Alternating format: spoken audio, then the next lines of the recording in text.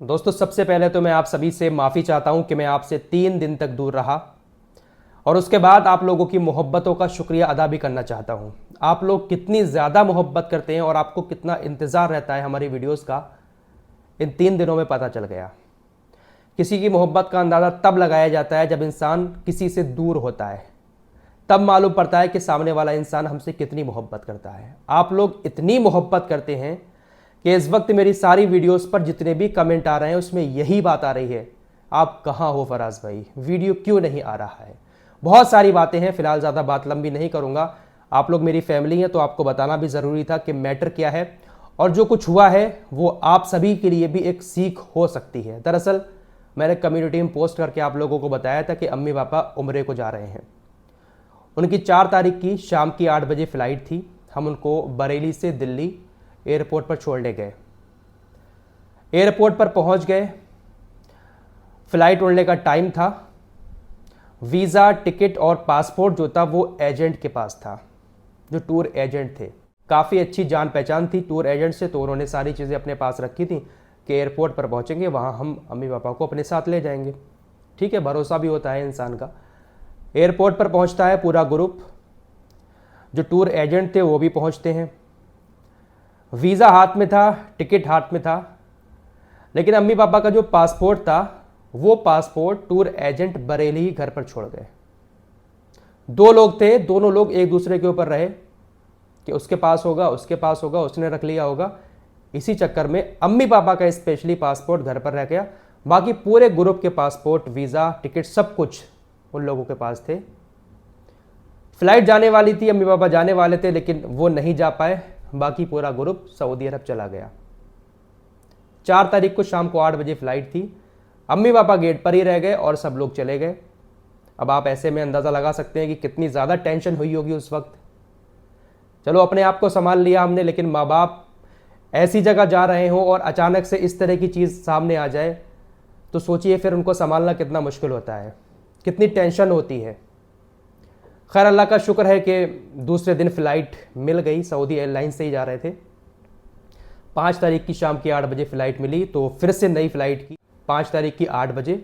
अल्हम्दुलिल्लाह अब वो पहुंच चुके हैं मक्का शरीफ। अब थोड़ी टेंशन कम हुई, हम लोग भी घर वापस आए।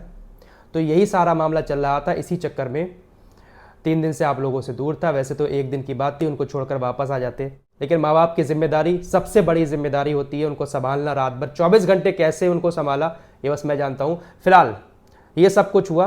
अब आप लोगों को यहाँ पर एक ज़रूरी बात बताना चाहता हूँ और ध्यान से इसको सुनिएगा, समझिएगा। हर मुसलमान की ये तमन्ना होती है कि वो मक्का मदीना जाए, उस रोज़े का दीदार करे। अल्लाह आपको भी उस दर का दीदार नसीब फरमाए। आप कभी भी जाते हैं उम्रे के लिए, किसी भी टूर एजेंट से आप अपना पैकेज लेते हैं, आपका वीज़ा होने के बाद, टिकट होने के बाद, आप कम से कम 2 दिन पहले उनसे सारी चीज़ें अपने पास ले लें। ज़्यादातर टूर एजेंट जो होते हैं वो एयरपोर्ट पर ही जाकर पूरे ग्रुप को बांटते हैं, लेकिन आप स्पेशली कहें कि हमें 2 दिन पहले चाहिए है। पासपोर्ट, वीज़ा, टिकट, इंश्योरेंस, ये सारी चीज़ें हमें पहले 2 दिन पहले लाकर दे दो। ये बात आप लोगों को ध्यान रखनी है। कहीं से भी आप वीडियो देख रहे हैं तो 2 दिन पहले सारी चीज़ें अपने पास ले लें, क्योंकि एयरपोर्ट पर भागम भाग होती है और इस तरह की चीज़ें जो हमारे सामने आई आपके साथ भी हो सकती हैं। हालांकि उनकी भूल हुई, मैं नहीं कह रहा हूं कि उनकी गलती है, उनकी भूल हुई जिसका नुकसान उनको चुकाना पड़ा। उनका दोबारा टिकट हुआ, नुकसान उनका भी हुआ। जानबूझकर तो उन्होंने नहीं किया, लेकिन ऐसी चीज़ें हो सकती हैं। इसलिए आप लोग भी आगे से अगर कभी भी अल्लाह आपको भेजता है वहाँ पर उम्रे के लिए तो इन चीज़ों का ध्यान रखें। कम से कम 2 दिन पहले सारे डॉक्यूमेंट्स अपने हाथ में ले लें। तो ये सारा मामला था जिस वजह से मैं आप लोगों से दूर था। आप लोग मेरी फैमिली का हिस्सा हैं, इसलिए आपको बताना भी ज़रूरी था। फिलहाल इस वीडियो में कुछ थोड़ी सी खबरें आप लोगों को बताऊंगा और इंशाअल्लाह आज 2 से 3 वीडियो आपके सामने लाने की कोशिश करूंगा। सबसे पहले बात कर लेते हैं हिजबुल्लाह के नए चीफ शफीउद्दीन की। हिजबुल्लाह के जो पुराने नेता थे हसन नसरुल्लाह, आपको मालूम है कि उनको इजराइल ने बेरूत के अंदर एयर स्ट्राइक करके मार दिया, जिसके बाद एक नए चीफ बने थे। इनकी भी मौत की खबर आ रही है कि इजराइल ने इनको भी एयर स्ट्राइक करके मार दिया है। हालांकि इस खबर को लेकर अभी तक हिजबुल्लाह की तरफ से भी कोई क्लियरिटी नहीं दी गई है और इजराइल की तरफ से भी खुलकर नहीं कहा गया है कि इनकी मौत हो गई है। इसके अलावा इस्माइल कानी जो है IRGC के मुखिया, इनकी भी मौत की खबर आ रही है कि बेरूत के अंदर जब एयर स्ट्राइक की थी हिजबुल्लाह के नेता के ऊपर, तो ये उस वक्त वहाँ पर मौजूद थे। दोनों लोग मीटिंग कर रहे थे और उसी मीटिंग में हमला किया। इनकी भी मौत कथित तौर पर कही जा रही है। इन दोनों को लेकर अभी तक ना तो ईरान की तरफ से कुछ कहा गया है, ना ही हिजबुल्लाह की तरफ से कुछ कहा गया है, और ना ही इजराइल की तरफ से कोई क्लियर बात कही गई है। कुछ ऐसी खबरें भी आ रही हैं कि ये लोग घायल हुए हैं, कुछ ऐसी खबरें भी आ रही हैं कि इन लोगों की मौत हो गई है। हालांकि कुछ ना कुछ तो जरूर हुआ है। फिलहाल ईरान के सुप्रीम लीडर अयातुल्लाह खामेनी ने जुमे के दिन एक बहुत लंबा चौड़ा खुतबा दिया था जुमे की नमाज से पहले, और ऐसा लास्ट बार उन्होंने 2020 में किया था। उन्होंने साफ शब्दों में कह दिया है कि हमारा ये जो हमला था ये पहला हमला नहीं था, दूसरा हमला भी इंतजार कर रहा है और बहुत जल्द दूसरा हमला भी हम करेंगे। हम अब पीछे नहीं हटेंगे। हम इजराइल के ऊपर इससे भी बड़ा खतरनाक हमला करना जानते हैं और करेंगे अगर इजराइल हमारे साथ ऐसे ही पंगा लेता रहा। और ये बात उन्होंने खुले तौर पर कही है, सार्वजनिक तौर पर। बहुत सारी खबरें आ रही थी ना कि वो बंकर में छिप गए हैं, हालांकि बंकर में थे वो, लेकिन हमला होने के बाद इजराइल के ऊपर वो बाहर आए और इस तरीके से खुतबा देते हुए इजराइल को बहुत बड़ी बड़ी धमकियां भी दी हैं। साफ तौर पर ईरान का यही कहना है कि अब वो पीछे नहीं हटेगा। अगर इजराइल कोई बेवकूफ़ी भरी हरकत करता है तो उसको इसका अंजाम चखाना पड़ेगा। ईरान ने इजराइल के ऊपर तो मिसाइल अटैक किया था, लेकिन मिडिल ईस्ट के अंदर आपको मालूम है कि अमेरिका के भी बहुत ठिकाने हैं। कल शाम की ही ये खबर है कि ईरान ने ऑपरेशन ट्रू प्रॉमिस 2 में नवीनतम बेस के पास $500 मिलियन कीमत वाले दुनिया के सबसे महंगे रडार सिस्टम को नष्ट कर दिया। अमेरिका ने मिडिल ईस्ट के अंदर इजराइल के करीब एक रडार सिस्टम लगा रखा है जिसकी कीमत है $500 मिलियन। यह रडार सिस्टम इतना तगड़ा है कि सिर्फ 5 सेंटीमीटर का कोई पक्षी भी होता है ना, 5 सेंटीमीटर कितना सा होता है, उसका भी पता लगा लेता है कि यह हमारी तरफ आ रहा है। ईरान ने मिसाइलें छोड़ी।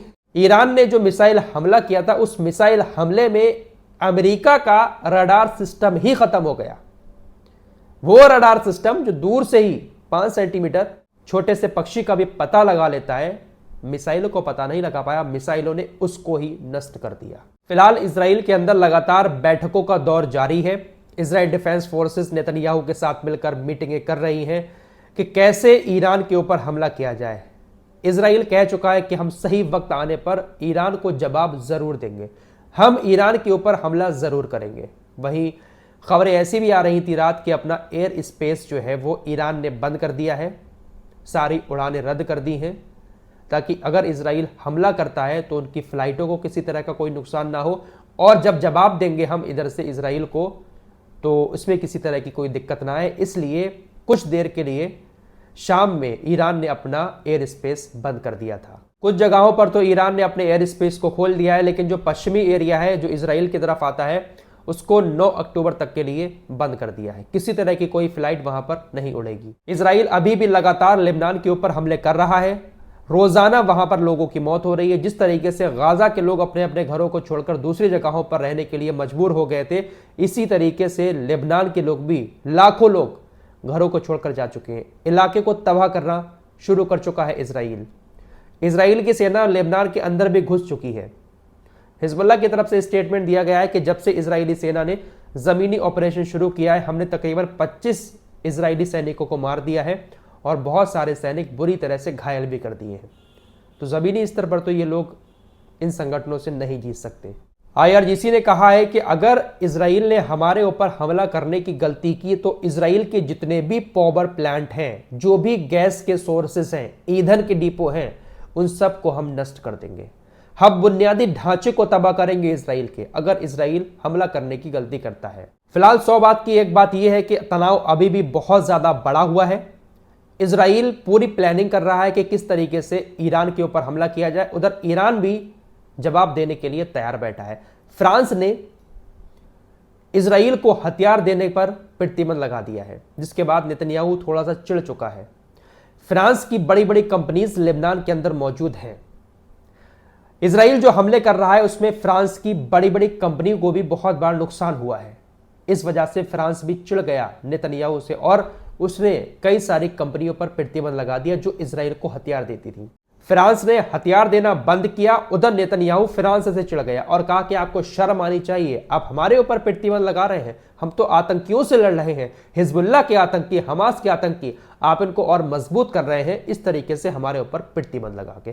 तो ये नेतन्याहू आतंकवादियों के नाम पर सबको मारे जा रहा है। ईरान और इजराइल के बीच ये जो कुछ चल रहा है, इसको लेकर चीन, बांग्लादेश और पाकिस्तान ने खुलकर ईरान का साथ देने का ऐलान कर दिया है कि हम खुलकर ईरान का साथ देंगे।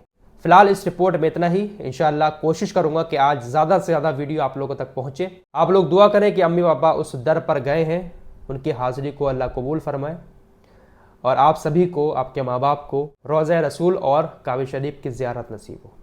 इस रिपोर्ट में इतना ही। कुछ और ख़बरों के साथ जल्द हाजिर होऊंगा। तब तक के लिए अपना ख्याल रखिएगा। अल्लाह हाफिज़।